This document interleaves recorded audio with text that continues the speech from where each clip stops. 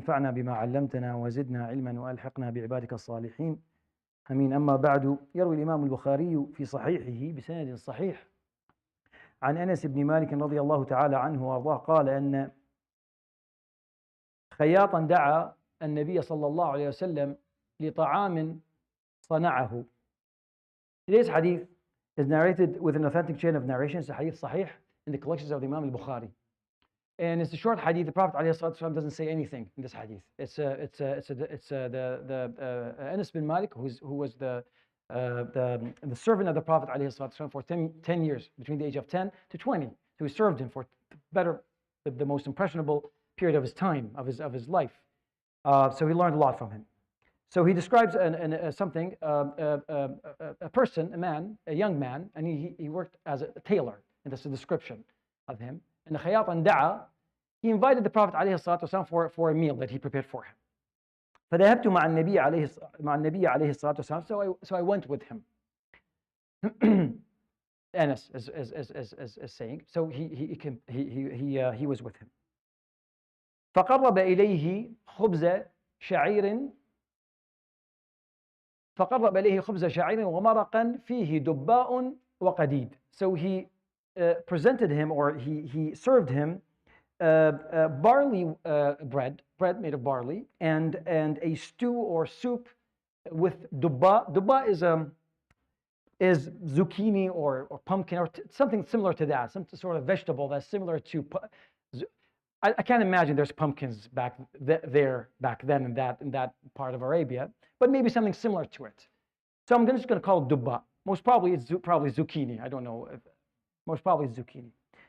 And there's parts of, so we presented him with barley bread and a stew made of with parts of dubba, zucchini, and qadid, which is cut dried pieces of meat, basically. And Anas says here, فرأيت النبي صلى الله عليه وسلم يتتبع الدباء من حوالي القصعة. So he observed the Prophet عليه الصلاة والسلام looking for the pieces of dubba, of the zucchini, in the dish. He was looking for it and picking it. Sign of that he likes it. He liked it.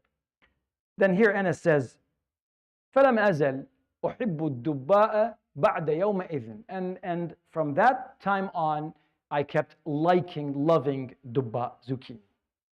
This hadith is very short. The Prophet ﷺ doesn't say anything in this hadith, but there's so much depth in this hadith that I will mention a few points. Point number one, that it is very important, and today we don't have this a lot, especially in this environment, in these communities, to have someone. Here they call it mentorship, and we work on it a lot. Someone that you follow. Anas bin Malik did not need probably to follow the Prophet ﷺ. But it's called suhbah, which is you're always with someone you learn from this person. Sometimes parents, they do teach you a few things, but they always say you need ab, you need a father, and you need a sheikh. You need someone actually to teach you. They used to call him mu'addib. And we don't have this a lot. And not every father is a teacher. Not every father is a sheikh. You're lucky if your father is actually is a father, and at the same time is a mu'addib. You're lucky. You really have two in one. Not everyone has that, and unfortunately, we don't have that. It's very rare. I mean, we work in this community to have this mentorship, to learn from the elder, where you have to. So this is something very important, and that's what Anas did. That's what made him who he is.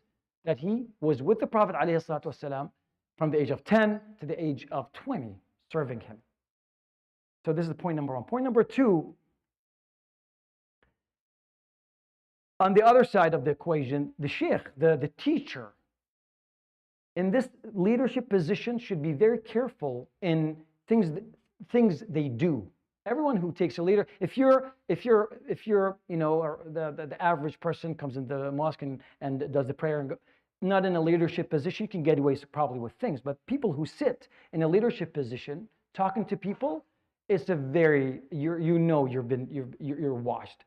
Something as simple as the Prophet ﷺ favoring one food over the other. He didn't order him to eat zucchini. It doesn't matter. If Anas didn't like it, it doesn't matter. You can live and die without eating zucchini. It doesn't matter. It's not part of your deen.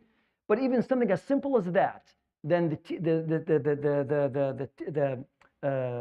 the student observed the sheikh do that, and he learned that from him. So that's the second thing. The third thing, and that's the most important, is that the wording of the hadith. What did he say? He said, "ما زلت أحب الدباء بعد يومئذ." He didn't say "ما زلت آكل." He didn't say ever since I saw the Prophet ﷺ eat zucchini, I started eating it. He didn't say that. He said, I started loving it. And that is something this is see, we as humans, we always look for someone to idolize. We always look for someone to a role model. And once you like this person, automatically, at a subconscious level, you're going to start imitating this person. We see that, right? Haircuts and beard shapes and colors and fashion. We see this a lot, right? I mean, automatically you start doing it. Even you start talking like the person you like. So Anas actually, he imitated the Prophet, but even deep inside his heart was so in tune with the Prophet ﷺ that the minute he saw him eat zucchini, and zucchini out of everything. If I am to guess a food that the Prophet ﷺ would have loved, I wouldn't guess zucchini.